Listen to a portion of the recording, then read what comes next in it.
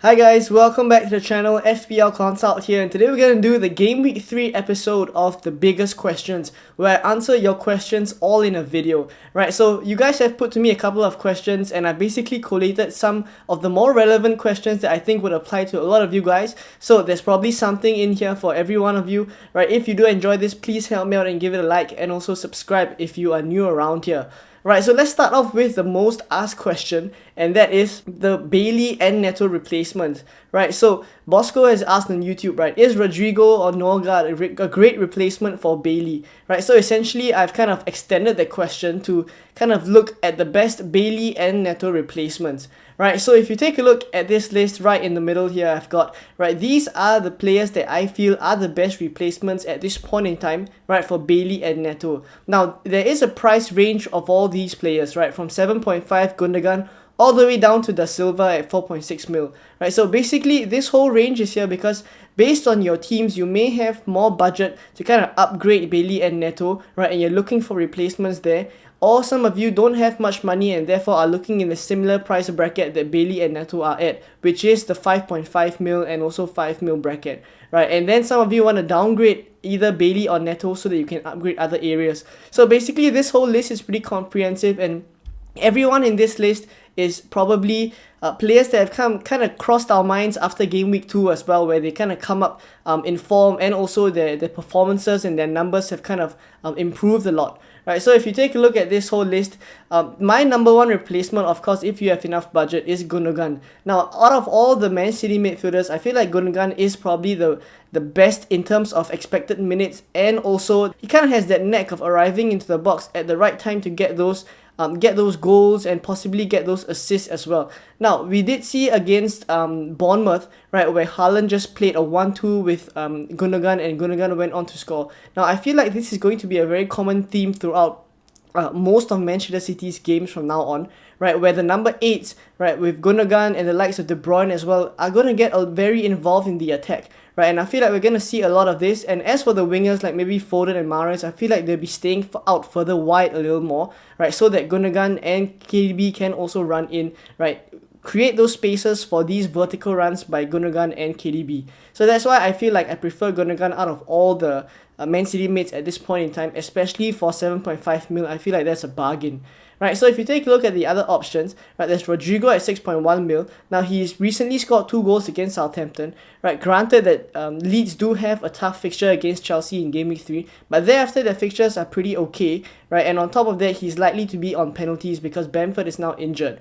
Right, so obviously that's why Rodrigo has kind of come up, and he is kind of a decent replacement as well. Now, if you take a look at 5.6 mil, we have Pascal Gross, and basically a lot of the past seasons we've seen Pascal Gross in the Premier League. He hasn't really been an asset to consider actually, but come this season he has been very much involved with his new role, right? In the attack, he's a lot more involved, right? He gets those assists and gets those goals as we've seen, right? And basically the positions that he's popping up in is very promising, right? As compared to the past seasons where he's a lot more set deep, right, in the midfield. He's a lot more advanced now, and on top of that, he's on almost all the set pieces for Brighton, right, and we know that contributes to the bonus points as well, right? So that's why Pascal Gross is actually a decent choice for this season, right, given his new role and how advanced he is. Now, Gordon, of course, one of the more budget picks from Everton, right? Everton is currently still struggling, as we know, right? But either ways, if you take a look at Gordon's numbers, he did pull off quite a number of shots in the last game, right? And the next coming fixtures for Everton is pretty decent, right? So for a 1-to-1 swap of Neto to Gordon, right, it seems a pretty decent move as well, right? Same goes for Aronson, right? Even though he's plays for Leeds, and also Leeds do have Chelsea in Game Week 3, thereafter it gets good, right? Same as Rodrigo, right? And Aronson is one of the more bright sparks for Leeds at the moment, right? And it is looking like he's probably going to start most of the games, right? So that's why Aronson is a decent pick as well, right? So as for the more budget picks, there's KDH and also there's Da Silva, right, at 5 mil and also 4.6 mil respectively. Now, both of them have performed pretty well, right, in Game Week 1 and Game Week 2, but I'm not going to expect, right, that they're going to keep up their goal scoring form all the way for the rest of the coming game weeks. But at least at these price points, right, we're okay to bench them as well,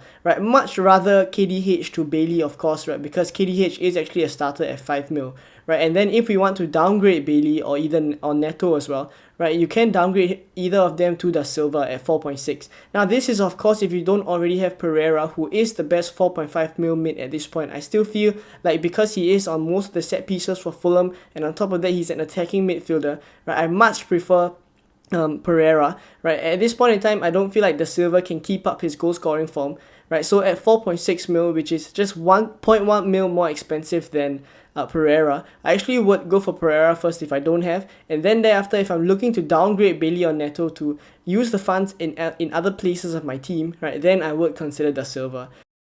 So the next question is by Bosco on YouTube, and it's about captaincy, right? Who should be the captain for Game Week 3? Now, Game Week 3 captaincy is a little bit of a headache, right? Haaland has Newcastle, Kane has Wolves, Salah has Manchester United, and Jesus has Bournemouth. Now, honestly, all of them are decent captaincy shouts, right? On top of that, there are also the other options from those teams, right? KDB for City, right? Son for Spurs. There's also even Vardy, right? Southampton for Leicester, right? They play Southampton, and that's a decent fixture for Leicester as well, right? So if you take a look currently on the screen right now, I have this metric or this table, and basically this is how I intend to kind of structure my captaincy decisions come this whole season, right? So in my team selection videos, I always post this metric, right? But because captaincy is such a tough headache for a lot of us, right, I'm gonna put this metric here, and hopefully it helps you guys, right? Of course, the numbers tell us one thing, right? So it's one thing whether we want to follow the numbers or kind of pair it up with our gut feel as well, right? But in general, this is what the numbers tell us, and I'm going to share it with you guys, right? So we're considering player stats, how well the players are performing, and on top of that, team stats as well.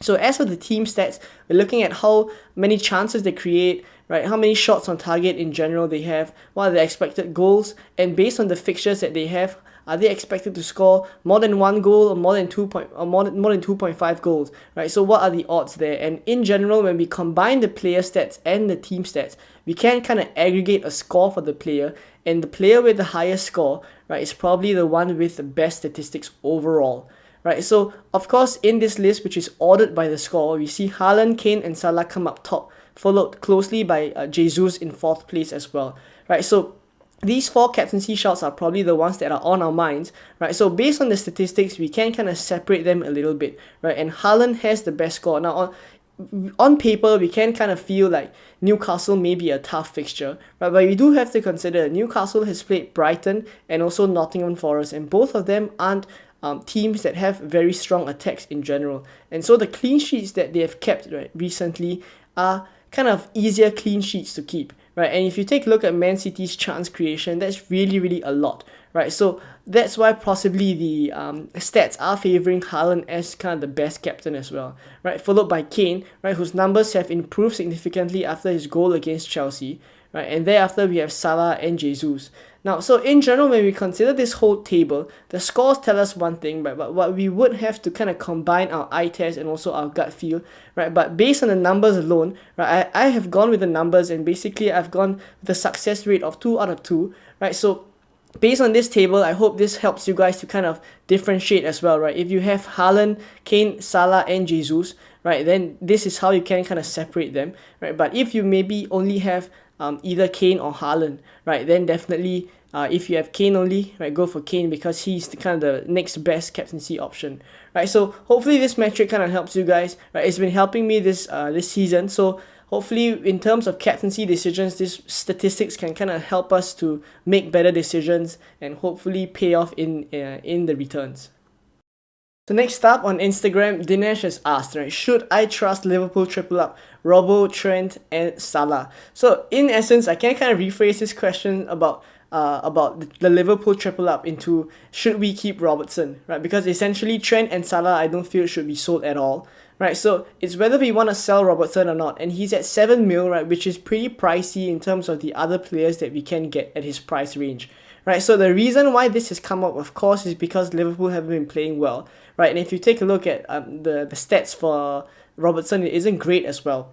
So the reason why I feel like we should try to hold on to him as much as possible if we don't have any other more glaring transfers to make, right, is because I feel like he will still come good, right? He's only had 2 games. They've conceded in both games, right? And those are obviously situations that we don't expect Liverpool to be in, right? Conceding against Crystal Palace and conceding against Fulham, right? So I don't expect this to continue as well, right? There will come a point in time where Robertson will come good, and basically we don't want to sell him before he does come good, right? And in terms of the Robbo versus DS kind of debate, right? If Crystal Palace didn't score, right? If Liverpool actually kept a clean sheet, then very well they could be on level points, right? Robertson and DS. So at this point in time, I feel like as much as possible, those of you who don't have enough funds to kind of upgrade other areas, you can consider downgrading Robertson. But if you don't have any other glaring transfers to make, right, if you have some transfers to burn, right, because a number of us have some transfers to burn because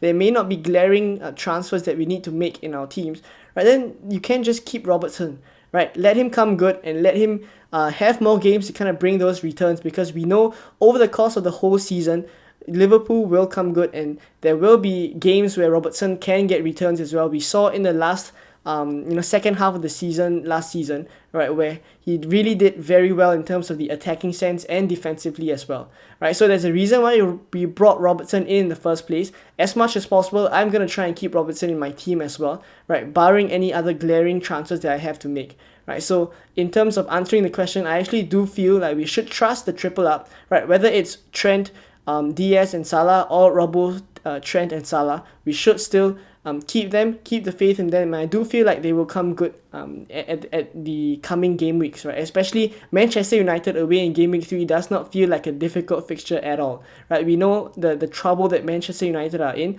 right? So every chance that Liverpool could just very well turn it around come game week 3 and then pick up some good form, and then we'll be asking ourselves, why did we sell Robertson in the first place? Right, so as much as possible, try to hold on to him, right? If you need the funds, then you can maybe downgrade him. Right, guys, so the next question is by Whitney on YouTube, and it's Cucurella, right? Thoughts on Cucurella? Is he a transfer worth considering? Now, Cucurella obviously has come up now as an option, right? At 5 mil, entry into the Chelsea defense at 5 mil is very, very tempting, I have to say, right? Especially looking at the coming fixtures that he has from game week 3 up to game week 7, right? So even beyond that, it's looking pretty good for Chelsea, right? So at this point in time, the reason why I would kind of consider him actually at 5 mil is because he is looking like the starter ahead of Chilwell, right? Tuchel did say that Chilwell is kind of slowly getting back, right? Getting back to fitness, getting back to match fitness. And because Cucurella is here, then if Cucurella plays more, he can give more time for Chilwell to kind of get back to fitness, right? And then the decision will come, right? Whether Cucurella or Chilwell is first choice. But at this point in time, because of what Tuchel has said, I am having the feeling like Cucurella is probably going to start from game week 3 at least up to game week 6, right?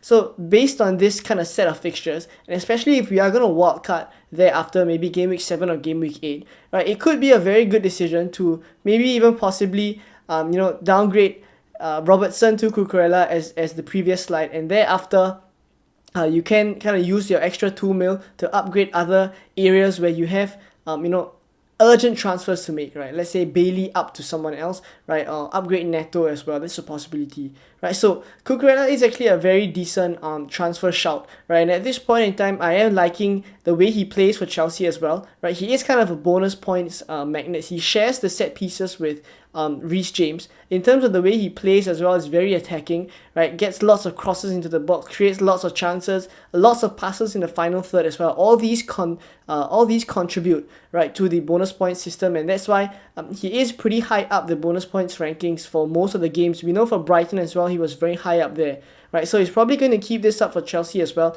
and that's why I think he's a very good option at 5 mil, right? Definitely one to consider if we are trying to look for alternatives and also entry into the Chelsea defense.